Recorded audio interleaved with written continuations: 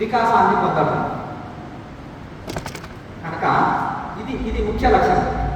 తర్వాత మనం ముఖ్యంగా పూర్వకాలంలో గురుకులాల్లో ముక్తి విద్య రెండు అందించేవారు, రెండు విద్యలు అందించేవారు.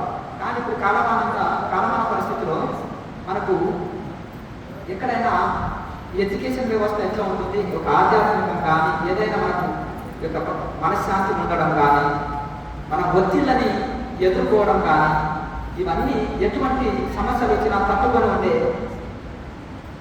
వీటి పరిష్కారాలు ఎక్కడైనా ఎడ్యుకేషన్ సిస్టంలో ఉన్నాయా? ఎక్కడ లేవు కదా. అది ఎట్లా చెప్పండి? వాళ్ళకు బుర్ర హీట్ ఎక్కేది సిస్టమ్ ముందర కూర్చున్నా, పుస్తకాలు పట్టినా, సబ్జెక్టులు వింటున్నా బుర్ర హీట్ ఎక్కేది కానీ కూరు పరిస్థితి ఏది లేదు. మరి రీఛార్జ్ చేసేది కూడా ఉండాలి వాళ్ళకి. ఆనాడు యోగ విద్య కూడా ధ్యాన విద్య కూడా జరిపేది గురుకులాలు కాబట్టి వాళ్ళు రీఛార్జ్ అయ్యేది వాళ్ళు ఎప్పటికప్పుడు. కనుక ఇప్పుడు అది చాలా ముఖ్యంగా ఇది ఉంటుంది. కనుక ఇవన్నీ పొందడం ఇంత ఒకటి 10 సూత్రాలు ఇక్కడ మేము ఇందులో రాసుకోవడం జరిగింది. దీని కాన్సెప్ట్ మొదటిది క్రియాయోగం ద్వారా శారీరక మానసిక రుగ్మతలను జయించడం. మొదటి పాయింట్.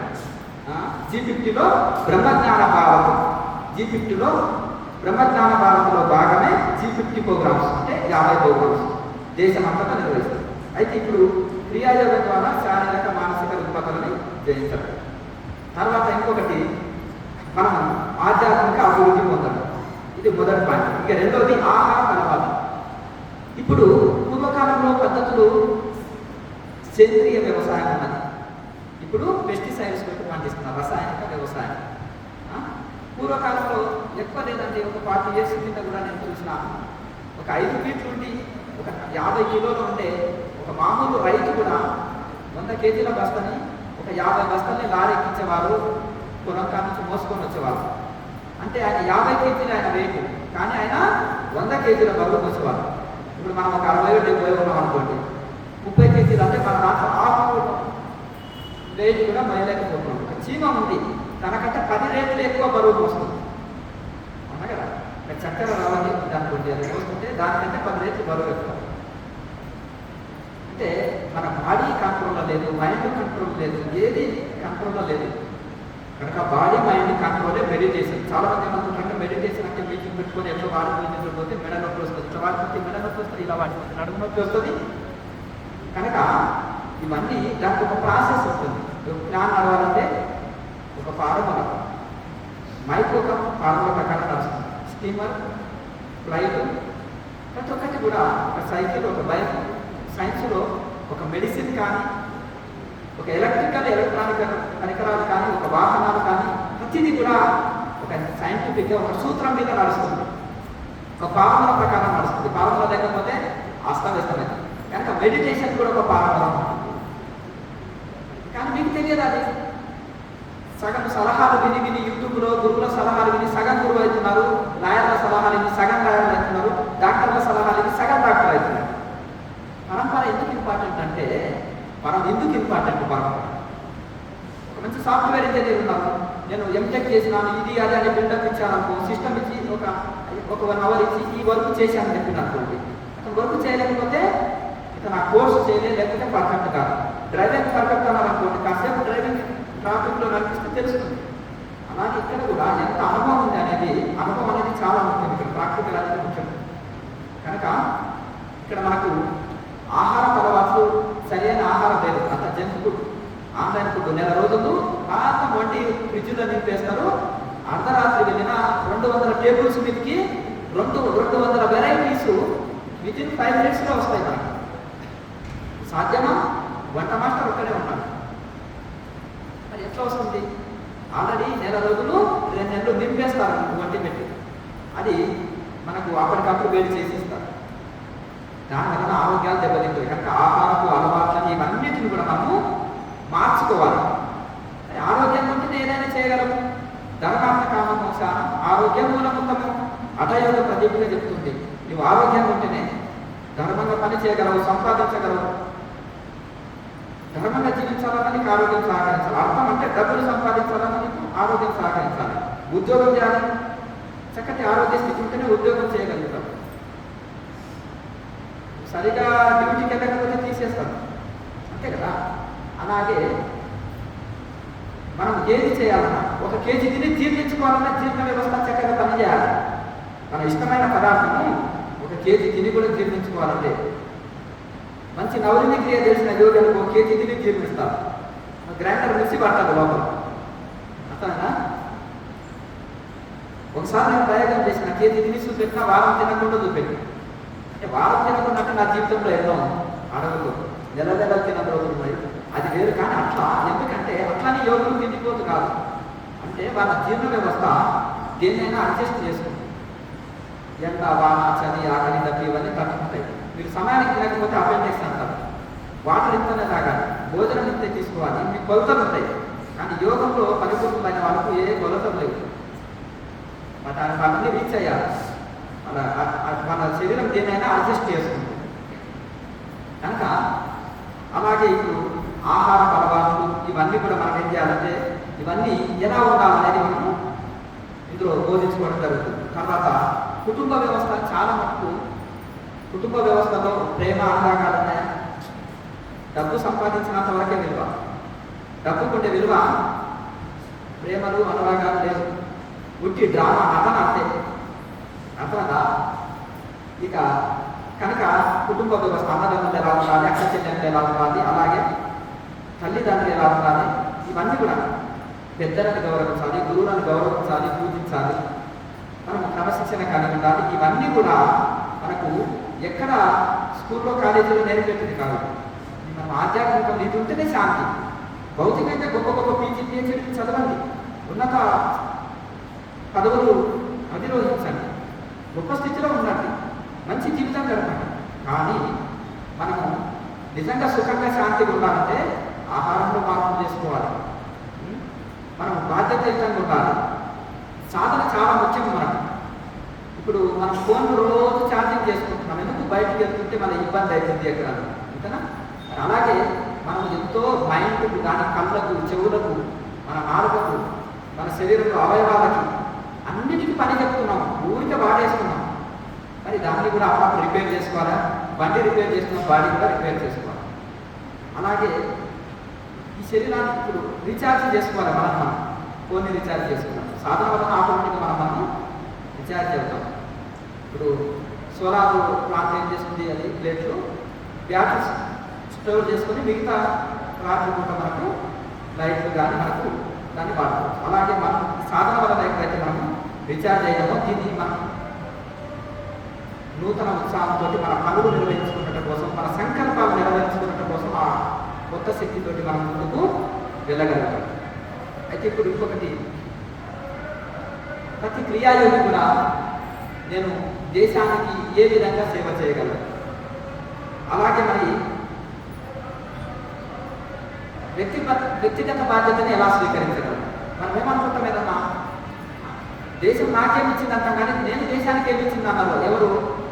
స్వాతంత్ర సమర యోధులు కానీ, ఇంకా గొప్ప గొప్ప మహానుభావులు కానీ, యోగులు కానీ, ఋషులు కానీ, నేను దేశానికి ఏమి ఉపయోగపడ్డాన్ని వాళ్ళు అనుకుంటున్నాం. దేశం నాకేమిచ్చింది, గవర్నమెంట్ నాకేమిచ్చింది, ఇట్లా మనం ఆలోచన కనుక ప్రజలే ప్రభుత్వం కనుక దేశానికి మనము ఎలా ఉపయోగపడాలి.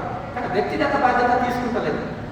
ఏదైనా మనము ఉద్యోగం రాలేదనుకో ఎవరి విన్నో తోసేస్తాం, మార్కులు సరిగా రాకపోతే ఎవరి విన్నో తోసేస్తాం, లేకపోతే మనము అనుకున్న పని సక్సెస్ కాకపోతే ఎవరి విన్నో తోసేస్తాం, తప్పుకుంటాం. కానీ మనం ఒక రెస్పాన్సిబిలిటీ తీసుకోవాలి. మన జీవితానికి మనమే మన మీద మనమే తీసుకున్నాం అనుకోండి, మనము దాన్ని సరి చేసుకుంటాం. ఒక చాలా మట్టుకు ఏంటంటే ఇతరుల మీద మనము వేసుకుంటాం, మోపుతుంటాం, ఆమోదిస్తుంటాం. అట్లా కనుక మనము మన పనికి మనమే బాధ్యత స్వీకరించాలి. మన వ్యక్తిగత బాధ్యత తీసుకున్నప్పుడే జీవితంలో డెవలప్మెంట్ ఉంటుంది. ఓటమి వచ్చింది అంగీకరించి దాన్ని సీరియస్గా తీసుకొని మనం ప్రయత్నం చేస్తే సక్సెస్ వస్తుంది. ఇతరుల మీద మనం వాళ్ళ వల్లనే ఇలా జరిగింది అనుకుంటూ మనకు జీవితంలో ఎన్ని జన్మలు అయితే మనం సక్సెస్ పొందలేదు. కనుక వ్యక్తిగత బాధ్యత అనేది చాలా ముఖ్యం ఇక్కడ. అలాగే సరి అయిన గురువుని ఎన్నుకోవాలి. ఇప్పుడు మీరు మ్యాథమెటిక్స్లో మంచి మార్కులు రావాలంటే ట్యూషన్ మాస్టరు చాలా మంచి అనుభవజ్ఞులు ఉండాలి, ఓపికస్తులు ఉండాలి. మిమ్మల్ని ఒక సొంత బిడ్డలాగా భావించి మీ డెవలప్మెంట్ కోరుకోవాలి. కేవలం ఫీజు కోసమే పని చేయకుండా మీ డెవలప్మెంట్ కోరుకోవాలి. మరి ఒలింపిక్ ఛాంపియన్ కావాలనుకున్నారు గురువు, మరి మీరు ఎటువంటి వాళ్ళని ఉంచుకోవాలి? ట్రైనర్ని చాలా మంచి పర్ఫెక్ట్ ఉండాలి, మన మీద కేర్ తీసుకోవాలి, మన సక్సెస్ను కోరుకోవాలి. అట్లా అలాగే ఇది కూడా మనం ఇక్కడ ఏంటంటే గురువు అంటే దశం ఏంటి? స్తోత్రీయం బ్రహ్మనిష్టంచ. శాస్త్రాన్ని చక్కగా చదివి తపస్సు చేసి పరిపూర్ణులు కావాలి. విద్యా తపోభ్యాం కూతాత్మ. విద్యా తపస్సుల వలన పరిపూర్ణులు కావాలి. భగవద్గీత ఏం చెప్తుంది? తత్వదర్శన పద్వితి ప్రణిపాతేన పరిప్రశ్న సేవయ ఉపదేశం చే జ్ఞాన తత్వదర్శన. జ్ఞానంలో తత్వదర్శనుడు ఆత్మానుభూతి పొందిన వాళ్ళు, సమాధినిష్టం అందుకున్న వాళ్ళ అయి ఉండాలి. రెండు రకాలు ఉంటుంది. శిష్యుల చిత్తాపహారులు, విత్తాపహారులు. అంటే విత్తాపహారం అంటే శిష్యుడికి ఎన్ని కార్లు ఉన్నాయి, ఎన్ని బిల్డింగ్లు ఉన్నాయి, ఎంత శాలరీ వస్తుంది, ఎన్ని డబ్బులు వస్తాయి, అతని అకౌంట్ ఎట్లా ఖాళీ చేయాలి, గురు దక్షిణను, డబ్బులను, సేవా కార్యక్రమాలను శిష్యుడి అకౌంట్ ఎలా ఖాళీ చేయాలనేది ఆలోచించటంని విత్తాపహారులు అంటారు. డబ్బులు దొంగిలించేవాళ్ళు. ఇక చిత్తాపహారులు అంటే అయ్యో మన దగ్గరికి సాధన కోసం వచ్చారు కదా, అతను ఏ విధంగా డెవలప్మెంట్ చేయాలి, అతన్ని ఏ విధంగా మంచి శరణాగతితో వచ్చారు, అతను ఏ విధంగా అతన్ని మైండ్ అంటే అతని మనసు దైవంలో లీనం కావాలి, నా వంతు నేను ఏ రకంగా అతనికి సహాయం అందించాలని ఆలోచించే గురువుని వీళ్ళు విత్తాపహారం, చిత్తాపహారం అంటారు. అర్థమైందా? కనుక మన మనోరాజ్యం చేసే మార్గాన్ని చూపెట్టేవారు. కనుక ఇద్దరిలో మీరు ఎవరు నచ్చుకోవాలి? డబ్బు తాగే వాళ్ళనా లేకపోతే మన మనోరాజ్యం చేయడం కోసము ఉపయోగపడే వాళ్ళనా అనేది చూసుకోవాలి. అందులో గురు పరంపరలో ఉండాలి, తపస్సు చేసి ఉండాలి, నిస్వార్థంగా విద్యను అందిస్తారు. వాళ్ళే అందియగలుగుతారు. వివేకానందుడు కూడా స్వార్థం ఉందా? దయానంద సరస్వతిలోనే ఉందా? గొప్ప గొప్ప సప్త ఋషుల్లోనే ఉందా? శంకరాచార్యులలో ఉన్నదా? వేదవ్యాసంలోనే ఉన్నదా? చెప్పండి. మన కోసం వేద శాస్త్రాలను అందించాలి మహానుభావుడు శ్రమించి. శంకరాచార్య అద్వైత ధర్మాన్ని స్థాపించారు, వేద ధర్మాన్ని స్వామి దయానంద సరస్వతి స్థాపించారు. వివేకానందుడు ప్రపంచ దేశాలంతా ఒకటే, మేము ఎక్కువ అని విదేశాల వాళ్ళు అనుకుంటే మమాత్మ సర్వభూతాత్మ అని తపస్సు చేసిన యోగి అనుభూతి పొందుతారు. కనుక ప్రతి జీవిలో ఉండేది ఏకమేవ అద్వితీయం బ్రహ్మ. రెండోది లేదు, ద్వితీయం భయానకం. నువ్వు వేరు నేను వేరు అనుకుంటే భయం కలుగుతుంది. నీలో నాలో ఉండేది చైతన్యం ఒకటే అనుకుంటే ఎటువంటి భయం ఉండదు. ద్వితీయం భయానకం, రెండుంటే భయం కలుగుతుంది. ఒకటే అద్వితీయం, అద్వైతం అద్వితీయం. కనుక అయితే అంధవిశ్వాసాలని మనము నమ్మకూడదు. అందరు చాలా మంది ఏంటంటే అంధవిశ్వాసాల్లో కొట్టుకొని పోతున్నారు. అంధవిశ్వాసాలకు చాలా దూరం ఉండాలి. ఇంకా గుడ్డిగా అంధవిశ్వాసాన్ని ఎవరు నాకు ఏదో కలిగిస్తారో ఏదో ఇస్తారు అనే దాంట్లో చాలా మటుకు ఉంటున్నారు. పూటకొక గురువుజీ పుట్టుకొచ్చాడు అనుకో, ఆయన పరంపర ఏంది ఎంక్వైరీ చేయదు. ఏదో భార్యతో కొట్లాడి వచ్చి కాషాయం కట్టుకున్నాడు అనుకోండి, గుండు కొట్టుకొని ఇంత మానం వేసుకున్నాడు అనుకుంటాడు. కూర్చున్నాడు జుట్టు పెరగాలంటే టైం పడుతుంది, గుండు కొట్టుకోవడానికి 5 నిమిషాల్లో క్లీన్ అయిపోతుంది. ఇక వచ్చేసే వరకు రకరకాల నమ్మేస్తున్నాం. మనం అంధవిశ్వాసంలో పడేసి మన జీవితము డబ్బులు వాడే, సమయం వాడే ఇదంతా కొట్టుకోవచ్చు. అందుకని అంధవిశ్వాసాలు, మూఢ విశ్వాసాల నుంచి దూరం ఉండాలి. ఇంకొకటి, మనం భగవంతుడికి శరణాగతి పరమాత్మని చేరుకున్న కోసమే ప్రయత్నం చేయాలి. వ్యక్తి ఆరాధన కాదు, ఈశ్వర ఆరాధన చేయాలి. గురువు గౌరవం నమస్కరిస్తాం, పూజిస్తాం, అంతవరకే. కానీ గురువు అని జపం చేయి, గురువు ఫోటో పువ్వుకి ఆరాధించేది కూడా జరుగుతుంది. అంతే కదా, ఈశ్వర ఆరాధన, ఈశ్వరుడిని నమ్ముకోండి. గురువు అంటే గురువుని కాకుండా అంటారు, మార్గదర్శకుడు. వారు చెప్పిన మార్గంలో వెళ్ళాలని తరించాలి. ఇక భ్రమలకు తావులేదు. ఇక్కడ నాకు చుట్టూ తిరిగంటే నేను మోసగిస్తాను, ఇది నమ్మదగ్గర కాదు. ఎవరైనా ఇచ్చారా శాస్త్రాలు? గురువు కొంత సహాయకారి అంతే. ఆ మార్గంలో నడవండి. కాశీకి ఇలా వెళ్ళండి, నేను పోయి వచ్చినాను, మీరు వెళ్ళండి, మీరు కూడా మార్గదర్శనం. తర్వాత ఇది క్రియాయోగ ధ్యానం అనేది ఇది చాలా శాస్త్రీయ పద్ధతి. పరమహంస యోగానంద గారు విదేశాలు వెళ్ళినప్పుడు, ఆఫ్టర్ ఆల్ ఇండియన్స్, మీరు బ్లాక్ పీపుల్స్, మీ దేశాన్ని మీరు పరిపాలించుకునే చేత కాదు, బ్రిటిషర్స్ మిమ్మల్ని పరిపాలిస్తున్నారు, మీరు మార్పు నేర్పడమేంటిది అని నవ్వుకున్నారు. అంటే మీ దగ్గర సైన్స్ ఉంది, మా దగ్గర ఆధ్యాత్మికం ఉంది, ఒకరికొకరు లాభం పొందాలని ఆయన బోధించారు అని ఆయన శాస్త్రీయంగా గుండె శ్వాస నాడి ఆపి సమాధి స్థితిని సైన్స్ని క్రాస్ చేయొచ్చు. మీరు సైన్స్ ప్రకారం అన్నం లేకపోతే జీవించరు, గుండె కొట్టుకోకపోతే జీవించరు, శ్వాస లేకపోతే పల్సు లేకపోతే జీవించరు కదా.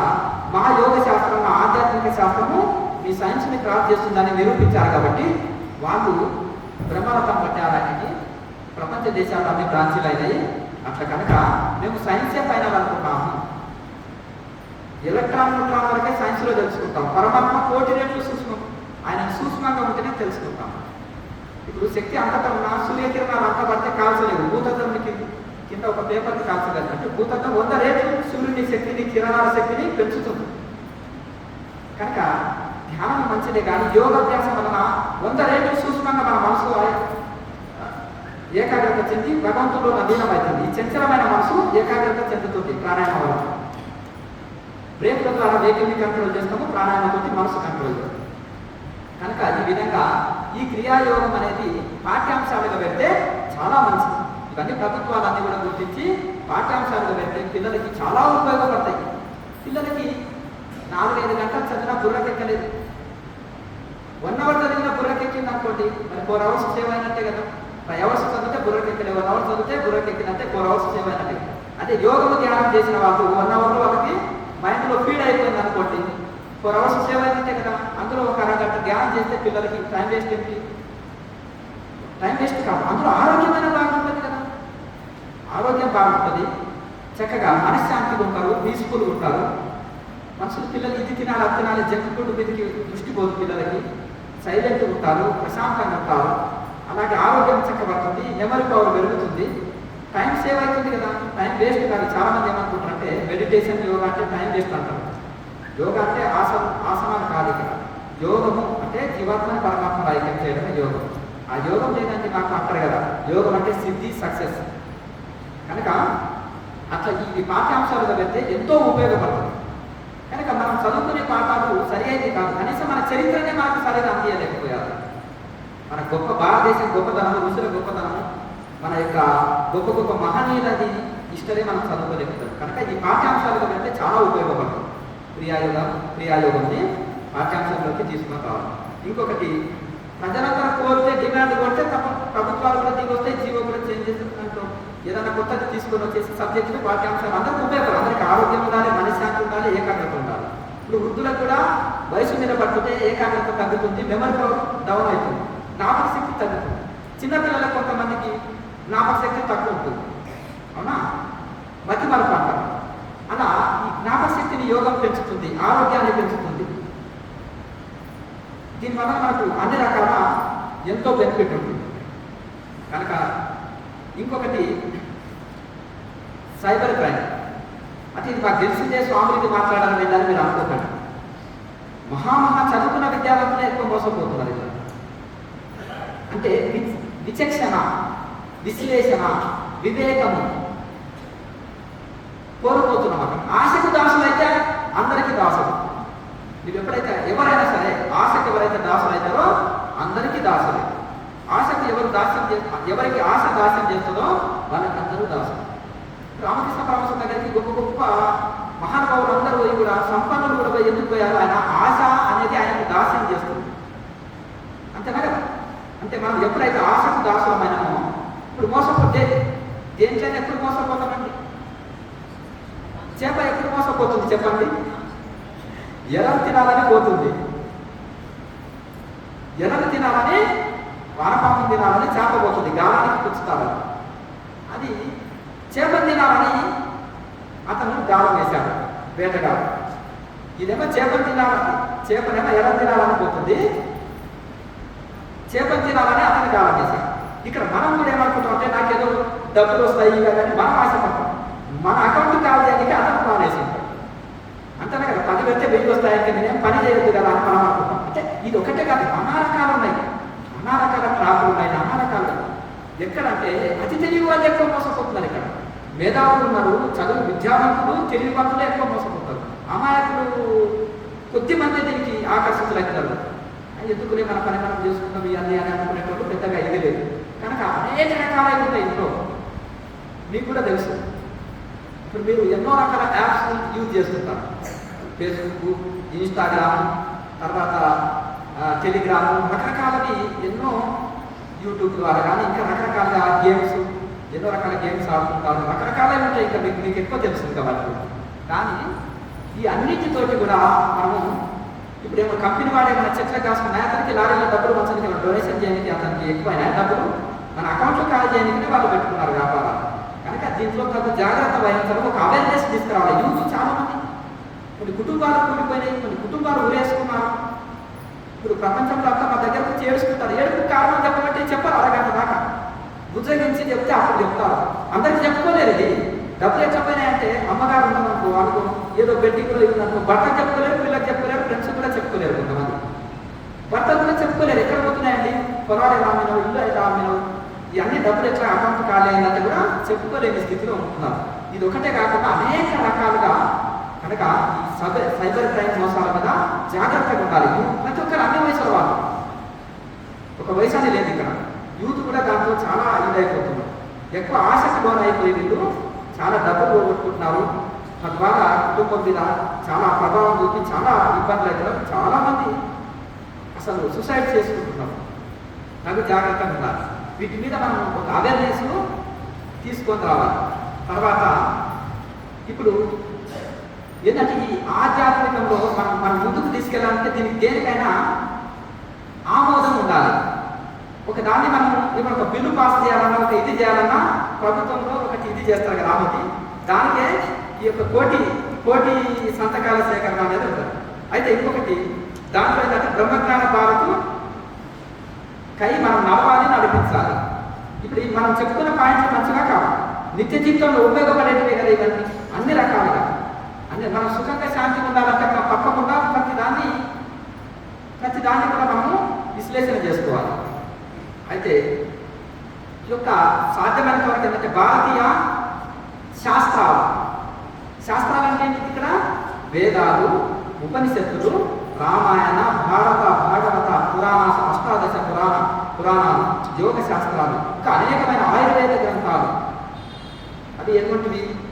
మనుస్మృతి, అది మన ధనవంతరి, చరక సంహిత, ఇటువంటి ఎన్నో ఇప్పుడు ఋషులు. అంటే ఇవన్నీ కూడా మన శాస్త్రాలు. ఇవన్నీ ఇప్పుడు 200-300 సంవత్సరాల కింద ఏదైనా కాన్వెంట్ స్కూళ్ళు రావచ్చు, కానీ కొన్ని వేల సంవత్సరాల కిందనే మనవి కొన్ని వేల సబ్జెక్టుల మీద గురుకులాలు ఉన్నాయి. వేల సబ్జెక్టులని అంటే భారతదేశం ప్రపంచానికి గురువు అనడానికి కారణం ఏంటంటే ఇప్పుడు ఇది కనుక్కున్నాం, అది కనుక్కున్నాం. ఇప్పుడు విమానం ఫ్లైట్ అంటున్నాం, పుష్పక విమానం శాస్త్రాల్లోనే ఉంది కదా. ఇంకా అటువంటివి కూడా ప్రతి శాస్త్రాలు, ప్రతి ఒక్క ఋషి, ఒక్కొక్క సైంటిస్ట్, ఒక ఖగోళ శాస్త్రం, ఒక భూగోళ శాస్త్రం, ఒకరు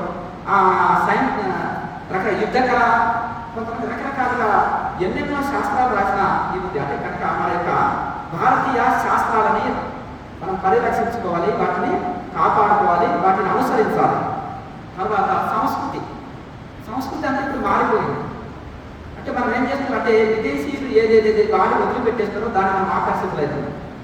అసలు వాళ్ళ సైడ్ ఎఫెక్ట్లు వచ్చేసి వాడిని ఎంతో మంది మన దగ్గరకు వచ్చి క్లాస్ చేశారు అన్నాను. నేను అంటాను, ఏదైనా వాళ్ళకు దగ్గు సర్ది వచ్చేస్తే ట్యాబ్లెట్ తీసుకోరు, నేచురోపతి ద్వారా ఏదో చిన్న చిన్న చిట్కాలు మేము చెప్పినవి అదో లేకపోతే శాస్త్రంలో ఉన్నవో గతంలో దగ్గర విన్నవో ఫాలో అయిపోతారు. ఏదో వేడి నీటిలో అవి చిన్న ఏదో పౌడర్ వేసుకొని తాగి దగ్గు సర్దిని తగ్గించుకోవడానికి చూస్తాం. ఇంకా కొన్ని చిన్న వేళ సరే జ్వరం వచ్చిన, ఎందుకంటే వాళ్ళు చిన్నప్పటి సందేటి వాడి యాంటీబయాటిక్ వాడి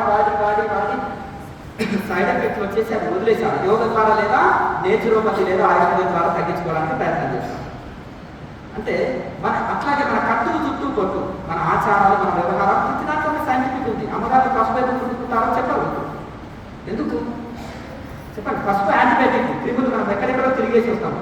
తిరిగేసినప్పుడు మనకు బ్యాక్టీరియా ఇది కాదు. అందుకనే అమ్మగారు ఒక మంత అనేది ఉంటుంది కాబట్టి అది కూడా బ్యాక్టీరియా ఫామ్ కాకుండా కూడా ఒళ్ళుగా పసుపు పూసుకోవడం, ముఖానికి పసుపు, కాళ్ళకి పసుపు అనేది కూడా పూసుకోవడం అనేది ఉంటుంది. ప్రతి ఒక్కదానికి కూడా ఒక శాస్త్రీయంగా చెప్పాలంటే కూడా మరి మొగోళ్ళు ఎందుకు పూసుకోవడం స్వామి అనొచ్చు. అందుకనే చెప్పినా కదా సార్, అయిపోయింది. అలాగే ఇంకొకటి ఇంకా చాలా మటుకు కడపకు పసుపు ఎందుకు పెడతారు, ముగ్గులు ఎందుకు పెడతారు, కొబ్బరికాయ ఎందుకు పెడతారు, ఇవన్నిటి కూడా నెలలు మాట్లాడుతున్న ఒక సబ్జెక్ట్ ఇది. ప్రతిదీ శాస్త్రీయత ఉంది, సైంటిఫిక్ ప్రతిదీ. పూర్వకాలంలో ఆచరించబట్టి మనం అంటే ఇల్లు అలకడం, ఇంటి సాంతికత చదువుకోవడం, ప్రతి ఒక్కటి భోజనాల్లో పసుపు ఎందుకు వేస్తాము, కరివేపాకు ఎందుకు వేయాలి, కరివేపాకు బీపీని కంట్రోల్ చేస్తుంది, కొత్తిమీర జీర్ణశక్తిని పెంచుతుంది, పసుపు యాంటీబయాటిక్ లోపల క్రిములను చంపేస్తుంది. ఇది ఆయుర్వేదం. సొంటి మిరియాలు ఇటువంటి వేసినాం అనుకోండి, దగ్గు సర్ది కఫం ఉంటుంది కదా, ఆ కఫాన్ని కొట్టేస్తుంది, జీర్ణశక్తిని పెంచుతుంది. సొంటి కానీ అల్లం కానీ, అల్లము జీర్ణశక్తి ఉన్నప్పుడు బాగా వేయాలి కూరలు. వెల్లిపాయ అనేది గ్యాస్ ట్రబుల్ ఇస్తుంది. అయితే అట్లా ఈ విధంగా అది కొంతమందికి ఒక రకంగా వాతం వాళ్ళకు అది కొంత బెనిఫిట్. కానీ ప్రతిదీ ఒక శాస్త్రీయత ఉంది కనుక మన భారతీయ శాస్త్రాలని, మన సంస్కృతిని, మన కట్టు జుట్టు బొట్టు ఇవన్నీ కూడా మన ఆచారాలని ప్రతిదానికి ఒక శాస్త్రీయత ఉంది కనుక ఇవి మనం మరవరాదు, విలువరాదు. అలాగే ఇంకొకటి మన యొక్క ఋషులు కనుక్కున్న అందించిన సాంకేతిక పరిజ్ఞానం ఎంతో ఉంది మనకి, దాన్ని మనం రక్షించుకోవాలి. తర్వాత నాకెందుకులే మన ఇంటి ముందర డస్ట్ ఉంటే ఆ పక్కింటి వాళ్ళది అనుకుంటాం, ఆ దోమలు ఈగలు మనకు కూడా ఆరోగ్యం పాడు చేస్తాయి, అవునా? కనుక మనము పర్యావరణాన్ని రక్షించుకోవాలి. పర్యావరణం ఎట్లంటే గాలిని రక్షించుకోవాలి. మనం పొల్యూట్ చేయకూడదు. గాలి, నీరు, తర్వాత మనం వ్యర్థ పదార్థాలు భూమిలో వేసినప్పుడు భూమి కలుషితమైనప్పుడు నీరు కలుషితమవుతుంది. నీరుని మనం వాడతాం కదా, భూమిలో నుంచి వచ్చిన ఇది. అయితే అలాగే భూమిని ఎట్లా పరిరక్షిస్తామంటే సేంద్రియ వ్యవసాయం చేయాలి. పెస్టిసైడ్స్ వేసినప్పుడు భూమిలో సారం అంతా పోతుంది, వానపాములు లోపల ఉంటాయి, ఎరువులను ఉత్పత్తి చేసి అవి చనిపోతాయి. తర్వాత అది శరీరానికి ఆ రసాయనిక చర్య ఎంతో మనకు హాని చేస్తుంది. కనుక సేంద్రియ వ్యవసాయం చేయడం, అలాగే చెట్లని బాగా పెంచడం, ఇవన్నీ మనం భూమిని, నీరుని, గాలిని రక్షించుకోవాలి, చెట్లని రక్షించుకోవాలి. మీ ఇంటి దగ్గర తొచ్చాల కూరగాయలు పండించుకోండి, పచ్చదనం ఉంటాయి, పక్షులు వస్తాయి, తేనెటీగలు వస్తాయి. చక్కగా నీళ్లు పట్టప్పుడు నీళ్ళంతా కూర ఉంటుంది. ఎండాకాలంలో కూడా అక్కడ తోటలో కూర్చుంటే మంచి ఆక్సిజన్ అందుతుంది. 4 తులసి మొక్కలు ఉంటే బ్యాక్టీరియాని తీసివేస్తాయి, గాలిని శుద్ధి చేస్తాయి. ఆ గాలి ఇంట్లోకి వస్తే తులసి కోటని ఇంటి ముందర గుమ్మం ముందర మనం పెట్టుకుంటామంటే ఆ తులసి యొక్క గాలి వీసినప్పుడు మన గుమ్మంలోకి ఇంట్లోకి వచ్చినప్పుడు బ్యాక్టీరియాని తీసివేస్తుంది. ఆ తులసి నీరు కంఠంలో కఫం తీసివేస్తుంది, తులసి తీర్థం. అట్లా ఆ రకంగా మనకు పొట్టలో ఉండే క్రిములని చంపేస్తుంది, బ్యాక్టీరియాని చంపేస్తుంది. అలా మనకు ఇవన్నీ కూడా ఈ చెట్లని పెంచుకోవాలి. ఇప్పుడు మీరు ఇంట్లో మీ ఇంటి పైన కానీ లేకపోతే మీ ఇంటి ముందర కానీ పచ్చదనం ఉంచుకోండి. అలాగే మంచి ఆక్సిజన్ అందుతుంది, మంచి కూరగాయలు మీరు మీ చేతుకుంటే మీరు పండించుకోండి, ఆరోగ్యాన్ని కాపాడుకోండి. కనుక ఇట్లా పర్యావరణాన్ని కూడా మనము రక్షించుకోవాలి. కనుక ప్రతి ఒక్కరికి చిన్న చిన్న పాయింట్స్ మనం అనుకుంటాం చాలా చిన్నది, కానీ జీవితంలో చాలా పెద్దదని, చాలా ఉపయోగపడుతుంది. మనము ఇప్పుడు ఆరోగ్యంగా దెబ్బతింటుంది, మనకు సరిలేదు. అప్పుడు మనసు మీద ప్రభావం చూపుతుంది. మనం దిగులుకున్నప్పుడు ఎప్పుడు మనము చాలా బాధల్లో ఉన్నప్పుడు అది కుటుంబం మీద ప్రభావం చూపుతుంది, అవునా కదా? కనుక ఇవన్నీ కూడా ఒకదానికొకటి లింక్ ఉంటుంది. కనుక ప్రతి ఒక్కటి కూడా ఇవన్నీ కూడా మనము ప్రతి ఒక్కటి జాగ్రత్తలు వహించాలి. అప్పుడే మనం పరిపూర్ణ ఆధ్యాత్మికంగా ఎదిగినప్పుడు. ఒక ఋషులు ఇవన్నీ పాటిస్తారు, ప్రతి ఒక్కరూ పాటిస్తారు ఇవన్నీ కూడా. కనుక ఇవన్నీ మనం పాటిస్తే చాలా ఇది ఉంటుంది. అయితే ఈ యొక్క క్రియాయోగం ఏదైతే ఉందో, క్రియాయోగంలో మనము ముఖ్యము తాళవ క్రియ, చక్ర స్మరణ, మహాముద్ర, నాభి క్రియ, ప్రాణాయామ, జ్యోతులు. ఇది ఒక్కొక్క ముద్ర ఒక్కొక్కసారి పిలిచి ఇచ్చే వాళ్ళు ఉంటారు. ఒక్కొక్క ముద్ర మన టైం ఎందుకు వేస్ట్ చేయాలని 6 ముద్రలు ఒకేసారి ఇచ్చి పంపుతుంది. ఈ 6 ముద్రలు ఎందుకు అంటే, ఒక కూరగాయని తీసుకొచ్చి మనం కూర చేయగలుగుతామా? స్టవ్ ఉండాలి, అంతేనే కదా. వెలిగించడానికి మ్యాచ్ బాక్స్ ఏదో లైటర్ ఏదో ఒకటి ఉండాలి, అలాగే పాత్ర ఉండాలి, కత్తి ఉండాలి, పీట ఉండాలి, దానికి సంబంధించిన మసాలాలు, ఉప్పు, కారం ఇవన్నీ ఉంటాయి కదా, ఎన్నో ఉంటాయి. అన్నీ కలిసినే కూర చేయగలుగుతాం. కూర చేయడానికి ఇంత పెద్ద లిస్ట్ అంటే ఊరికి కళ్ళు మూసుకొని రగ్గు చోకటి ఇంత పెద్ద లిస్ట్ క్రియాయోగంలో అంటే ప్రతిదీ ఒక్కొక్క పని ఒక్కొక్కటి చేస్తుంది. ఇప్పుడు మనకు ప్రాణాయామం చేస్తున్నాం, అందులో హీట్ జనరేట్ అవుతుంది. ప్రాణాయామ గుణం శరీరంలో వాతం ఉన్న వాళ్ళకి వాతం తీసేస్తుంది. మరి ఆ హీట్ని కంట్రోల్ చేసుకోవాలి కదా. శరీరంలో ఎక్కువ వాతం ఉండకూడదు, ఎక్కువ వేడి ఉండకూడదు. పంచభూతాలు సమంగా పనిచేయాలి. భూమి, నీరు, ఆకాశము, గాలి ఇవన్నీ సమంగా పనిచేయాలి. మనకు హీట్ అవసరం. ఎక్కువ హీట్ ఉంటే జ్వరం వస్తుంది, ఎక్కువ చల్లగా ఉంటే చలికి వస్తుంది. అట్లా ఇవన్నీ కూడా సమస్థితిలో ఉండాలి. షడ్రుచులు కూడా అవసరమే. ఉప్పు, కారం ఇవన్నీ ఉంటాయి కదా, తీపి, వగరు, పులుపు. ఉగాది పచ్చడిలో షడ్రుచులు అంటారు, 6 రకాల రుచులు అవసరమే, కానీ లిమిట్ ఉండాలి. ఏది మితి మీరు. అందుకనే కృష్ణ పరమాత్మ గీతలో యుక్తాహార విహారాలు చెప్పారు. యుక్తాహార విహారస యుక్త శ్రేష్ఠసు కర్మసు యుక్త స్వప్నావబోధశ యోగో భగవత్. మనం తీసుకునే భోజనం కానీ మితంగా ఉండాలి, నిద్ర మితంగా ఉండాలి. అలాగే స్టార్టింగ్లో మెడిటేషన్ కూడా మితంగానే ఉండాలి. అలాగే అన్ని ప్రతిదానికి ఒక ప్రమాణాలు ఉన్నాయి. ఒక పడుకునడానికి కూడా ఒక శాస్త్రం ఉంది. చిన్నపిల్లలు చూడండి, ఇలా దగ్గరికి ముట్టుకొని పడుకుంటారు. ఇంకొకరు ఒక్కొక్క రకాలుగా పడుకుంటారు. శివాసనంలో పడుకోవాలి, లేదా శేషపాంతం మీద పడుకుంటారు. చూడండి, ఎవరు? విష్ణుమూర్తి. ఎటువైపు మంది ఉంటారు? ఎడమ చేతులు పెట్టుకొని ఇటువైపు పడినప్పుడు కుడినాడి బాగా నడుస్తుంది. సూర్యనాడి నడవడం వల్ల రాత్రిపూట తిరిగి ఉంటాం, పరిశ్రమ లేదు. మరి ఎట్లా జీర్ణం కాడే భోజనం? కుడినాడు నడుస్తున్నప్పుడు జఠరాగ్ని రగిలి జీర్ణం అవుతుంది. కనుక శివాసనంలోనే పడుకోవాలి, లేదా ఎడమవైపు తిరిగినా పడుకోవాలి. సూర్యనాడి నడవాలంటే ఎడమవైపు పడి పడుకోండి. చంద్రనాడి నడవాలంటే కుడివైపు తిరిగి పడుకోండి. శరీరంలో హీట్ ఎక్కువ ఉంది, కుడివైపు తిరిగి మద్దుకుంటే చంద్రనాడి నడిచి కూల్ అవుతుంది. చక్కగా పడుకోవాలి స్ట్రైట్గా. మీకు శరీరంలో వాటర్ ఎక్కువ ఉంటుంది, లేకపోతే ఈ ముక్కు సరిగా నడస్తలేదు, ఎడమవైపు తిరిగి పడుకుంటే ఈ ముక్కు క్లీన్ చక్కగా నడుస్తుంది. కొంతమందికి ఏడా పిందల ఏదో ఒకటి నడుస్తుంది, ఒకటి తక్కువ నడుస్తుంది. శ్వాస రెండు సమానంగా ఎప్పుడు నడుస్తుందంటే నాడీ శుద్ధి జరిగినప్పుడు. ఆ నాడీ శుద్ధి ఎట్లా జరుగుతుంది? ప్రాణాయామ ద్వారా జరుగుతుంది. ఇందులో 2 నిమిషాలు 3 నిమిషాల ప్రాణాయామ కాకుండా నాన్ స్టాప్ ప్రాణాయామం ఉంటుంది. కనుక ఎంతో మనకు బెనిఫిట్ కలుగుతుంది ఈ క్రియాయోగం. కనుక ఇక్కడ మనకు ఈ యొక్క కాలవ క్రియ ఎందుకంటే నాలుక పొడుగు అవుతే పూర్ణకేచరి వస్తుంది. ఆ పూర్ణకేచరి వలన హీట్ కంట్రోల్ అవుతుంది. ప్రాణాయామం చేస్తుంటే హీట్ రాదు, ఆకలి దప్పులు కంట్రోల్ అవుతాయి. పూర్ణకేచరి వస్తే ఒక 1 వీక్ ఆహారం తీసుకోకుండా ఏమి కాదు. ఇంకొకటి దీర్ఘ శ్వాసక్రియ. నేను చేయలేకపోతున్న దీర్ఘ శ్వాసక్రియ, నాకు శ్వాస సరిగా రావట్లేదు అనే సమస్య ఉండదు. దీర్ఘ శ్వాసక్రియని చేయగలుగుతారు ప్రాణాయామంలో.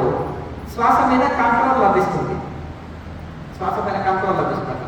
కనుక ఇట్లా ఈ విధంగా మనకు ఆకలి దప్పులు కంట్రోల్ అయితే శరీరంలో హీట్ రాదు. ఇంకొకటి శ్వాస బ్రీతింగ్ మీద కంట్రోల్ వస్తుంది. దీర్ఘ శ్వాసక్రియ పర్ఫెక్ట్ ప్రాణాయామం చేయగలం. తర్వాత చక్రస్మరణ, చక్రాల యాక్టివేట్ కోసం చక్రస్మరణ. తర్వాత మహాముద్ర, నడుము నొప్పి, కాళ్ళ నొప్పి, కీళ్ళ నొప్పి తీసేస్తుంది. కుండల్ని యాక్టివేట్ చేసే ముద్ర అంటారు. కుండలిని యాక్టివేట్ లేదే ఆధ్యాత్మిక డెవలప్మెంట్ ఉండదు అంటారు. మరి ఆ కుండల్ని ఎలా యాక్టివేట్ అవుతుంది అనేది తెలవాలి కదా. మరి తెలవాలంటే ఇదే మహాముద్ర వేస్తే కుండల్ని యాక్టివేట్ అవుతుంది.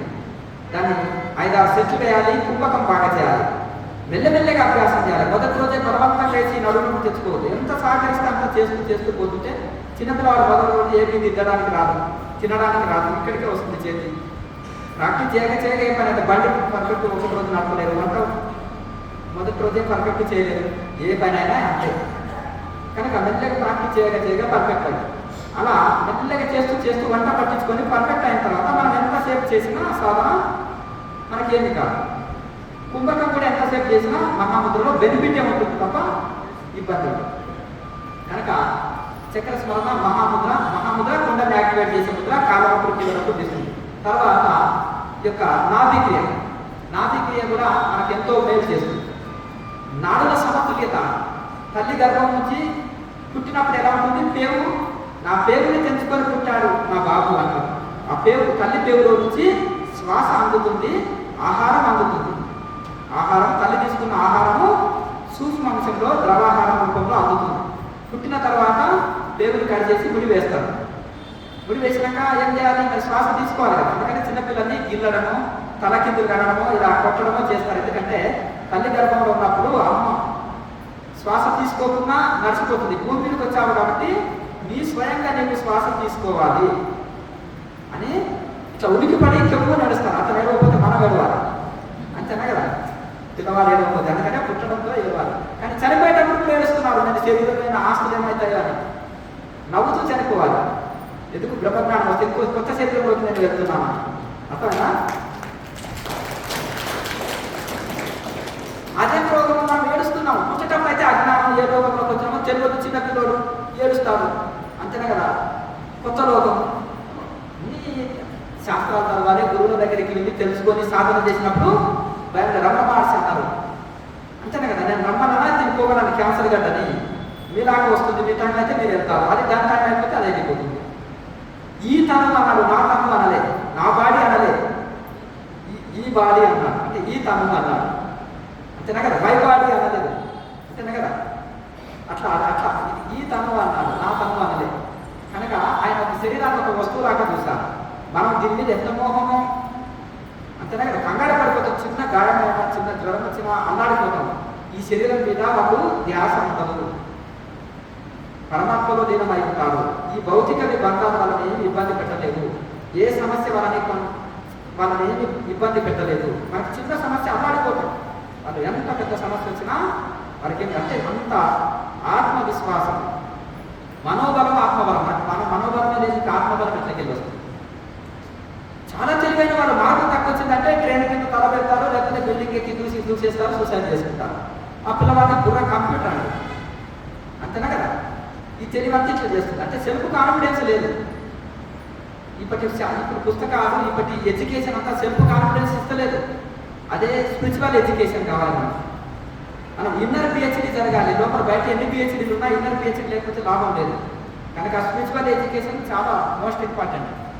ఎందుకంటే ఈ భౌతిక విద్యతో కూడా ఆధ్యాత్మిక విద్య ఉండాలి. ఈ రెండింటి ఉన్నప్పుడే మనం రెండు కాళ్ళు విడిచేది.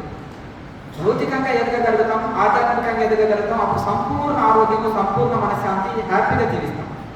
ఈ రెండు లేకపోతే మనము హ్యాపీగా జీవించలేదు.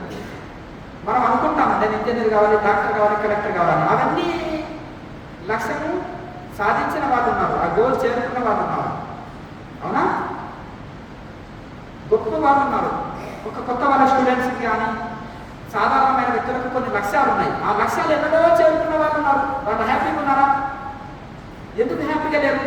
మీకు ఈ లక్ష్యం లేకపోతే నాకు నిద్ర పట్టదు, నాకు తిండి వద్దు, నాకు ఇది కావాలి అని 24 గంటలు పరిశ్రమిస్తున్నారు. అవి చేరుకున్న వాళ్ళు ఎంత హ్యాపీగా ఉన్నారు? కార్లు, బిల్డింగులు, పదవులు, డబ్బులు ఇవన్నీ సంపాదించారు. మీరు అనుకున్న లక్ష్యాలన్నీ మీరు అనుకున్న దానిబట్టి 100 రేట్లు ఎక్కువనే వాళ్ళు చేరుకున్నారు. కానీ వాళ్ళకు సుఖం, శాంతి లేదు. ఎందుకు? స్పిరిచువల్ ఎడ్యుకేషన్ లేదు, ఆధ్యాత్మిక సాధన లేదు. ఈ భౌతిక శరీరమేనేమో ఇవన్నీ రాలే, ఇక బీపీ, షుగర్లు, రోగాలు, నొప్పులు అయ్యో అన్నీ ఉన్నాయి, అనుభవించలేకపోతున్నాం, ఇది దుఃఖం. కనుక ఎప్పుడైతే ఈ ఆధ్యాత్మిక సాధనలు దానిలో బ్యాలెన్స్డ్గా ఉంటారు. కొంతమంది సంపన్నులను ఎందరినో చూసిన నేను చిన్న పిల్లవాడినప్పుడే భారతదేశం అంతా తిరిగిన నేను తిరగని రాష్ట్రం లేదు, కలవని గురువు లేదు, తిరగని ఆశ్రమం లేదు, చూడని గుహ లేదు, తిరగని యాత్ర లేదు, మొదలని నది లేదు. అర్థం లేదా? మీరేమనుకుంటారు? ఫ్లైట్ ఎక్కి 2 గంటల్లో కాశీ పోతారు, 3 గంటల్లో హరిద్వార్, ఋషికేశ్ వెళ్తారు. డబ్బులు లేని కాలంలో, ఏ సౌకర్యాలు లేని కాలంలో అప్పుడు తిరిగితే ఎక్కువ అనుభవం వస్తుంది. దేశ పరిస్థితులు, కాల పరిస్థితులు, ఎన్ని మతాలు ఉంటాయి, ఎంతమంది వెరైటీ గురువులు ఉంటారు, ఎవరెవరు ఎన్ని పరంపరలు ఉంటాయి, ఎన్ని రకాలుగా ఇది చేస్తారు అనేది, ఏది డూప్లికేట్, ఏది ఒరిజినల్. మీరు ఐఫోన్కు చైనా ఫోన్కి ఎవరో గుర్తుపడతారు రోడ్డు మీద, అవునా కదా. అంత నాలెడ్జ్ ఉంది కానీ ఇంత లేదు మీకు, అంతేనా కదా. కనుక ఈ రెండింటిని బ్యాలెన్స్ ఇది చేసుకోగలరు. కనుక ఇక్కడ ఇందులో ఈ ఆధ్యాత్మిక ఉన్నా కాబట్టి మీ పరంపర ఏదో చెప్పండి అంటాను నేను. నాకు అంత డేటా వచ్చేసింది. అర్థం కదా. మీరు ఐఫోన్ అన్నారు అనుకోండి, ఏ మోడల్ అని చెప్తే అది ఎంత కెపాసిటీ, ఎంత రేటు, ఎంత సర్వీస్ ఇస్తుంది, ఎంత క్వాలిటీ అనేది మీకు తెలిసిపోతుంది, అంతేనా. మరి మాకు కూడా ఏ పరంపర అన్నప్పుడు మీరు ఏ సాధనలు చెప్తారు, వీళ్ళ రూల్స్ ఏంటిది, వీళ్ళ ఫార్ములా ఏంటిది, వీళ్ళ గురువు ఏంటి, పరంపర ఏంటి, 10 తరాల కింద గురువు ఎవరు, ఇప్పుడు ఏ ప్రకారంగా నడుస్తుంది అనేది మాకు వచ్చేసి. ఎందుకు? దాంట్లో అది మా సబ్జెక్టు కనుక, అది మా సబ్జెక్ట్ కనుక. సోషల్ టీచర్, మ్యాథమెటిక్స్ టీచర్ లేదా లెక్చరర్ మనకు ఆ సబ్జెక్ట్ మీద మంచి గ్రిప్ ఉంటుంది. ఈ సబ్జెక్ట్లో ఇంట్లో కూడా మాకు తెలిసిపోతుంది. మీరు కనుక్కోలేరు. చదువురాడు వారి దగ్గరికి వెళ్ళి ఏదైనా చెప్తే చెవిటోడి ముందర చెమకొందు నట్టే ఉంటుంది, అంతేనా కదా. మీరు ఏబీసీడీ ఉల్టా రాసినా ఓ మరే బాగా చదవచ్చండి అంటారు, అవునా. ఉల్టా రాసిన కూడా తెలియదు అతను. అలాగే మీరు ఏదిన్నా కానీ 4 ఉపన్యాసాలు మంచిగా చెప్పినా ఏదైనా కొంచెం ఏదైనా మ్యాజిక్ చేసి చూపెట్టారనుకోండి, ఆహా చాలా గొప్ప వాళ్ళండి, జగద్గురు మహాబాబు అంటారు. అర్థం కదా, అంతే కదా. మ్యాజిక్కు మహిమకు మీకు తెలియదు, అర్థమైందా? అర్థం కదా. మ్యాజిక్లతో నడుస్తుంది ఆధ్యాత్మికం. అట్లా కాకుండా అవన్నీ పక్కకి వెళ్తేనే ఒరిజినల్ ఆధ్యాత్మికం మనకు ఇది తెలుస్తుంది. కనుక ఇక్కడ అది కనుక మనం ఏం చేయాలంటే ఇంకా చాలా అది జాగ్రత్తగా ఉండాలి. ఇక్కడ మనము ఈ యొక్క నాభి క్రియ చేస్తే 72,000 నాడుల కనెక్షన్ నాభిలో ఉంటాయి. ఈ కనెక్షన్ ఈ 72,000 నాడులకు శుద్ధి జరిగి సంపూర్ణ ఆరోగ్యము మనో ఏకాగ్రత పెంచుతుంది. తర్వాత మనకు ప్రాణాయామం బ్రేకింగ్ ద్వారా కంట్రోల్ చేసినట్టు మనసుని కంట్రోల్ చేసి దైవంలో మనసుని లీనం చేస్తుంది ప్రాణాయామం. కనుక ఈ ప్రాణాయామం అనేది చాలా ముఖ్యం. సహజ ప్రాణాయామం అందరూ చేయదగింది. తర్వాత జ్యోతిముద్ర. నేను ఈ జన్మనే ఎన్లైటైన్మెంట్ పొందాలండి, ఆత్మానుభూతి పొందాలి, ఆత్మ సాక్షాత్కారం పొందాలి, దైవ సాక్షాత్కారం పొందాలి అని ఏదో పుస్తకాల్లో చదివిందో విన్నదో ఉపన్యాసాల్లో విన్నదో అనుకుంటాం. నేను ఇంజనీరింగ్ కావాలి, డాక్టర్ కావాలన్నట్టు ఈ ఆధ్యాత్మిక వ్యక్తులు కూడా నేను ఈ జన్మలో ఎన్లైటైన్మెంట్ పొందాలి. What is enlightenment? అసలు ఎన్లైటైన్మెంట్ అంటే ఏంటిది, ఎలా పొందాలి, ఎందుకు పొందాలి, దాన్ని పొందితే ఎక్స్పీరియన్స్ ఏంటిది, దానికి ఏమైనా ముద్రలు ఉన్నాయా? ఇప్పుడు కాశీ వెళ్ళాలనుకున్నారు, సాధనం ఏంటిది అంటే నడిచి వెళ్ళాలన్నా, బైకా, కారా, ట్రైనా, ఫ్లైటా, ఏ సాధనతోటి నేను ఫాస్ట్గా వెళ్తాను. కానీ మనం 18 సంవత్సరాల తర్వాత ఒక PhD పూర్తి చేసి ఉద్యోగం పొందుతాం. కానీ ఆధ్యాత్మికలో 1 వీక్ నేను పొందేయాలి అంతే. కదా గురువు అన్నాడు 2 రోజుల్లో నువ్వు ఎంటర్టైన్మెంట్ పొందుతావు. నేను దానికి ₹1,00,000 కాదు, ₹1,00,00,000 కడతాను గురువున్నారు, నాకు ఏం పర్వాలేదు అన్నట్టు అది సాధ్యపడదు. ఎవరు చెప్పినా నేను చెప్పినా అది అబద్ధం. కనుక దానికి ఒక టైం అనేది ఉంటుంది. అర్థమైందా?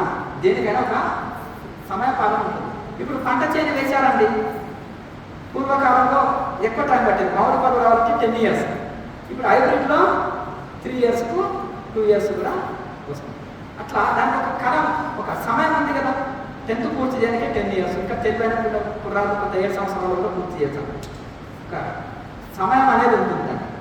అలా ఇక్కడ కూడా సాధన మనం ఎంత సీరియస్గా చేసినా, ఎంత శ్రద్ధతో చేసినా కొంత సమయం అని ఉంటుంది. కనుక సహనము, ఓర్పు, శ్రద్ధ, ఇది శరణాగతితో తపనతో చేయాలి సాధన. కనుక ఇంట్లో అయితే ఈ మా జ్యోతిముద్ర ఎవరైతే వేశారో అది మెల్లమెల్లగా అభ్యాసం చేయాలి. కుంభకాన్ని మెల్లమెల్లగా పెంచుతూ పోతున్నారు. కొన్ని రోజులకు మీరు పర్ఫెక్ట్ జ్యోతిముద్ర, పర్ఫెక్ట్ కుంభకం చేస్తే మనము ఆత్మ ప్రకాశాన్ని, భగవత్ ప్రకాశాన్ని దర్శనం చేసుకుంటారు. ఏమంటే ధ్యానం అంటే శూన్యము అంటారు. ధ్యానం అంటే శూన్యం కాదు, అర్థమైంది కదా. ధ్యానం మనల్ని చైతన్య స్థితిలోకి తీసుకెళ్తుంది. భగవత్ చైతన్యము, ఆత్మ చైతన్యం అంటారా, ఆత్మ శూన్యం అంటారా? గాడు లైట్ అంటారా, గాడు డార్క్ అంటారా? చెప్పండి. గాడు లైట్ అంటారు కదా, సోల్ లైట్, గాడు లైట్ అంటారు కదా, అంతే కదా. మరి వాళ్ళందరికీ చిన్నపిల్లవాడు గాడు డార్క్ అన్నారు. ఎందుకంటే ఆ విగ్రహం నల్లగా ఉన్నందుకు గాడు డార్క్ అంటారు. అంతేనా? అంటే ఆ విగ్రహమే కాదు, గాడు అంతటా ఉన్నాడు నాయన, చైతన్యము అంతేనా కదా. అందుకనే గాడు లైట్, సోల్ లైట్ అంటారు. అట్లా చైతన్యము. లైట్ అంటే ఏంటిది? కాంతి, జ్యోతి అనుకోండి. జ్యోతి, దీపము, లైట్ అంటే వెలుగు, కాంతి, చైతన్యము. అట్లా కనుక ఇక్కడ ఆ యొక్క ఆత్మానుభూతి పొందగలుగుతాము. ఇది జ్యోతి ముద్ర ద్వారా. మరి ముద్ర తెలుసుకున్నారు కదా, మరి దాని బాగా ప్రాక్టీస్ చేయాలి. ఇప్పుడు మీకు ఒక ఏదో జ్వరం వచ్చింది, ట్యాబ్లెట్ ఏదో దొరుకుతుందో తెలుసుకున్నారు. మరి వెంటనే తెచ్చి వాడతారు కదండి. అలాగే ఆకలి అవుతుంది, కిచెన్ తెలుసు, పెట్టుకొని తింటారు కదా. అలాగే ఇప్పుడు ఆ ముద్ర గురించి తెలుసుకున్నాక బెనిఫిట్ తెలుసుకుంటేనే కదా మనం ఆచరించేది. అట్లా కనుక తర్వాత చేసేది ధ్యానమే. మరి డైరెక్ట్ ధ్యానం చేయొచ్చు కదా అంటే నాడులు శుద్ధి లేవు, శరీరం ఎక్కువసేపు కూర్చోలేదు ధ్యానం. ఇక కళ్ళు మూసుకుంటే మంచి నిద్ర వస్తుంది భక్తుగా, అవునా కదా. ఇక అయ్యా నాకు కుండలి ఏకంగా లోపల నుండి కిక్కిస్తున్నాయి ఆ ఒకటేసారి అంటారు, జలసిస్తుంది అంటారు. అది నిద్ర మొత్తం. చిన్నపిల్లవాడు ఏంటంటే ఏమైనా ఒక్కలు చూస్తున్నావు అంటుంది చిన్నప్పుడు అర్థమైంది కదా. అంటే తూకంలో ఉంటారు కదా ఇలా. అలా ఇదేం చేస్తారంటే ఆ నిద్ర కూడా ఇట్లా అంటారు, ఇట్లా పడిపోతారు, ఇలా పడిపోతారు, అలా పడిపోతుంది, ఇట్లా ఉంటుంది. అంటే అది నిద్ర జరుగుతుంది కూడా, కుండలి జరుస్తాను. ఒక్కొక్కరు ఏంటంటే పిక్చర్ దాకా నరాల వీక్నెస్ పడడానికి ఇట్లా అనుకుంటారు. నరాల వీక్నెస్ పడి ఇట్లా పక్షవాతం వచ్చిన వాడు కొట్టుకుంటారు. అంటే పక్షవాతం వచ్చిన వాడికి నరాల వీక్నెస్ వలన వస్తుంది. యాక్సిడెంట్ అయినప్పుడు ఈ యొక్క యొక్క శరీరంలోకి ఈ యొక్క బ్లడ్ సర్క్యులేషన్ సరిగా అందక వాళ్ళ బాడీ వీక్నెస్ తోటి ఈ సమస్యలు వస్తాయి. నరాల వీక్నెస్ వాడు లేకపోతే బలహీనత, శారీరక బలహీనత ఉన్నప్పుడు చేసే పని అది. బాడీ ఫిట్, మైండ్ ఫిట్గా ఉంచుకోవడమే మెడిటేషన్. మరి క్రియాయోగం నేను ఇన్ని సంవత్సరాల నుంచి నేను సాధన చేసిన, చిన్న పసిబాలు ఉన్నప్పటి 5 years ఓల్డ్ నుంచి నేను మెడిటేషన్, తర్వాత 10 years ఓల్డ్ నుంచి ప్రాణాయామ అభ్యాస, ధ్యానం. మరి నాకు ఎన్నో ప్రయోగాలు చేసిన, ఇంట్లో ఆహారంలో ఎన్నో ప్రయోగాలు చేసిన, శాస్త్రాల్లో రకరకాలుగా ప్రయోగాలు నేను చేసిన, రీసెర్చ్ చేసిన ఎన్నో రకాలుగా, భారతదేశం అంతా కూడా ఆధ్యాత్మిక మీద. మరి ఇక్కడ నా జీవితాన్ని దానికి నేను కేటాయించిన మొత్తం. అయితే అందుకనే అన్ని రకాలుగా ఇవి చేసి ఎన్ని రకాల ఫుడ్ తీసుకుంటే ఏ రకంగా శరీరం మీద ప్రభావం చూపుతుంది, రా ఫుడ్ ఎట్లా తీసుకుంటుంది, మేక ఎందుకంత ఎనర్జీగా యాక్టివ్గా ఉండి పర్వతాలు ఎక్కుతుంది, అనేక రకాల ఆకులు తినడం వలన ఓషధులు. ఆ మేక పాలు కాళ్ళు ఇరిగిపోయినా మునగాకుని దంచి అందులో ఇస్తే జాయింట్ అవుతాయి ఫ్రాక్చర్స్, అంత పవర్ ఉంటుందని. మేకపాలు చాలా శరీరంలో వాతం తీసేస్తుంది. అంటే మరి ఎందుకంటే ఆ మేక ఒళ్ళు, అది మాంసం తిన్న ఆ మేకని తిన్నవాడు మంచం కూడా ఎక్కలేడు, ఆ మేక మాత్రం పర్వతాలు ఎక్కుతుంది, 24 hours కూడా అలసట లేదు. అవునా? కనుక ఆ విధంగా దాంట్లో ఇది ఉంటుంది, ఆ ఆకుల్లో అంత శక్తి ఉంది. ఏనుగు చూడండి, ఏనుగు పెద్ద చెట్లను కూడా తీసేస్తుంది. అది మాంసం తిన్నవాళ్ళు, అదే ఏనుగుని తిన్నవాడు చెప్పండి చిన్న బరువు కూడా ఎత్తలేకపోతుంది. కనుక అట్లా అది ఎందుకంటే మనం ఏమనుకుంటే ఈ ఆకులలో తింటే మాంసం తినాలి మీరు అంటారు. నేను అనేవాడిని చిన్నప్పుడు, నా వెంబడి శ్రీశైలం ఏడు ఆగదు, ఎక్కడ నేను వాటర్ తాగను, భోజనం తీసుకొని నడుచుకుంటూ వెళ్తా, నువ్వు నచ్చిన దగ్గర కూడా నాన్ వెజ్ భోజనం తిను, నా ఎంత ఎక్కడ ఆగొద్దు, నాన్ స్టాప్గా నా వెంబడి నడుచుకుంటారా శ్రీశైలం అంటే. ఆ సాములు పాములు ఒకటే మీరు నడవగలుగుతారంటే మరి మాంసం తిన్న వారి మీ దగ్గర ఎనర్జీ ఉండాలి కదా ఎక్కువ, అవునా కదా? కనుక యోగ బలం అనేది చాలా ముఖ్యం. కనుక ఆ యోగం అనేది, యోగం ద్వారా శక్తి పొందారు. హనుమంతుడు బూస్ట్ తాగి కాదు, థమ్స్అప్ తాగి కాదు కొండలు ఎత్తింది, పర్వతాలు ఎత్తింది, యోగ బలం ద్వారా. సాధన ప్రారంభించుకుందాం, సమయం కూడా ఎక్కువైంది. కనుక ఈ విధంగా మనకు ఆ యోగ వలన ఇంత శక్తి ఉంది, దాన్ని సాధన చేయండి, తరించండి అని మిమ్మల్ని నేను మనవి చేసుకునేది ఒకటి ఏంటంటే, ఇప్పుడు మనము చాలామంది ఏమనుకుంటారంటే గోవిందాయకుల క్లాసులు ఎందుకు పెట్టారంటే కొంచెం అదనపు నిర్మాణాలు జరుగుతున్నాయి. ఇన్ని రోజులు పట్టింది అక్కడ క్లాసులు పెట్టకపోతే అదనపు నిర్మాణాలు ఎందుకు చేయం కదా. అక్కడ ఎవరు ఎంత కాలమైనా ధ్యానం చేసుకునే అవకాశం ఉంది. ఇక కొత్త ఆశ్రమం అని చాలా మంది అంటారు. ఇప్పుడు అదనపు నిర్మాణాలకి ఇంత టైం పట్టింది కదా, మరి కొత్త ఆశ్రమానికి మంచి సంకల్పం, మంచి ప్లానింగ్ తోటి ముందుకెళ్తున్నాం. ఒక 3 yearsలో పూర్తి చేసినాం అద్భుతంగా. అప్పటి వరకు మనకి ఏదైనా ఓపిక, సహనం అవసరం. మంచి కార్యం, గొప్ప సంకల్పాలు ఎక్కువ టైం పడతాయి, పర్ఫెక్ట్ అయితే. కనుక ఇప్పుడు మనం సాధన ప్రారంభించుకున్నాము. ఇక చక్కగా దీన్ని నిత్య జీవితంలో దీనికి రూపాయి ఖర్చు అవుతుందా చెప్పండి. మీరు 20 సార్లు క్లాస్కి వచ్చినా మిమ్మల్ని ఎవరైనా మా కార్యకర్తలు ఎవరైనా అడిగారా చెప్పండి. వేలంతరి ఆశ్రమంకి వచ్చినా అంతే, room free, food free, class free, accommodation free, అంతేనా కదా, అన్నీ ఫ్రీ, మిమ్మల్ని ఏం అడిగేది. కనుక దీన్ని సద్వినియోగం చేసుకోండి. మళ్ళీ మాయమాటలు యూట్యూబ్లో అక్కడ ఇక్కడ యూట్యూబ్లో ఇది మళ్ళీ మీరు అర్థం కదా. అంటే మరి ఖాళీ ట్యూబ్ కాకండి, అంతేనా కదా, ఖాళీ ఎంటీ ట్యూబ్ కాకండి. కనుక కన్ఫ్యూజ్ కావద్దు. ఇది ఒక ఋషి పరంపర, గురు పరంపరలో అనుభవంతో తెలుసుకున్నాక కన్ఫ్యూజ్ కావద్దు. కనుక నిజమైన గురువులు శిష్యులను చేయడం ఆశించారు. గుర్తుపెట్టు, శిబి చక్రవర్తి తన తొడను కూడా పౌరాలు రక్షించడానికి ఇచ్చారు. నిజమైన గురువు తన సర్వస్వాన్ని త్యాగం చేస్తాడు. ఏమి తీసుకెళ్ళాము, ఎంటీ హ్యాండ్లో వెళ్తాను, ఎంటీ హ్యాండ్లో వస్తాను, ఏమి తీసుకెళ్ళాను. మరి ఇక దేనికి మోహం. కనుక ఉన్నదంతా దారం వస్తారు, సేవ చేస్తారు. ఋషులు అట్లే చేశారు. అటువంటి వలన ఇన్స్పైర్ అవుతున్నాను. వివేకానందుడు, దయానందుడు, అట్లా గొప్ప గొప్ప మహానుభావులు, ఇప్పుడు ఉపయోగి ఆత్మక గురువులు అట్లా. కనుక మనము ఇది తెలుసుకున్నది నిత్య జీవితంలో సాధన చేయాలి. మీరు డౌట్లన్నీ పక్కకెట్టి 1 నెల రోజులు సీరియస్గా ఉదయం గంట, సాయంత్రం గంట మీరు సాధన చేసి చూడండి. వృద్ధులు కానీ, పెద్దవాళ్ళు కానీ, బిజినెస్ మ్యాన్స్ కానీ, స్టూడెంట్స్ కానీ అందరూ చేస్తున్నారని రిజల్ట్ మీకు తెలుస్తుంది. అప్పుడు మీరు వదలమన్న రెగ్యులర్గా సాధన చేస్తారు, బెనిఫిట్ పొందుతారు. అయితే ఇప్పుడు మనం సాధన చేసుకున్న ముందు నశ్రేయో నియమం మీద, నియమం లేదు శ్రేయస్సు లేదు కదా, కొన్ని నియమాలు పెట్టుకోవాలి కదా. అందరూ కదా చక్కగా ఏకాగ్రతతో కళ్ళు పూసుకోండి, చేతి ముద్దలు పెట్టండి. చక్కగా మనం ఒక ప్రతిజ్ఞ చేసుకుంటే మంచిది కదా. ఇప్పుడు అందరూ కూడా చక్కగా నేను ఈ రోజు నుంచి క్రియావానుగా మారుతున్నాను. క్రియావాన్ అంటే క్రియా సాధకుడిగా అన్నమాట. ఓకే, నేను ఈ రోజు నుంచి త్రికరణ శుద్ధితో క్రియాయోగ ధ్యానం చేస్తాను. నేను ఈ రోజు నుంచి మద్యానికి మాంసానికి దూరంగా ఉంటాను. పూర్తి స్థాయి శాకాహారిగా మారుతాను. ధర్మపత్నిని తప్ప, గట్టిగా చెప్పండి, ధర్మపత్నిని తప్ప, ధర్మపతిని తప్ప, అట్లా ఈ రెండింటి ఇద్దరు వచ్చింది. తోటి స్త్రీలని సోదరిగా భావిస్తాను. తోటి పురుషులని సోదరుడిగా భావిస్తాను. అందరితో సోదర భావంతో ఉంటాను. నా కుటుంబం పట్ల బాధ్యతయుతంగా ఉంటాను. వ్యక్తిగత బాధ్యతతో సమాజ సేవ చేస్తాను. పర్యావరణాన్ని పరిరక్షిస్తాను. అలాగే స్త్రీలను గౌరవిస్తాను. అయితే అయితే ఇంకా ఇంకొకటి, మనము భారతదేశం యొక్క గొప్పతనము మరియు G50 యొక్క ఉన్నత లక్ష్యాలను అందరికీ వివరిస్తాము. ఓం తత్సత్. ఇక మనం సాధన ప్రారంభించుకుందాము.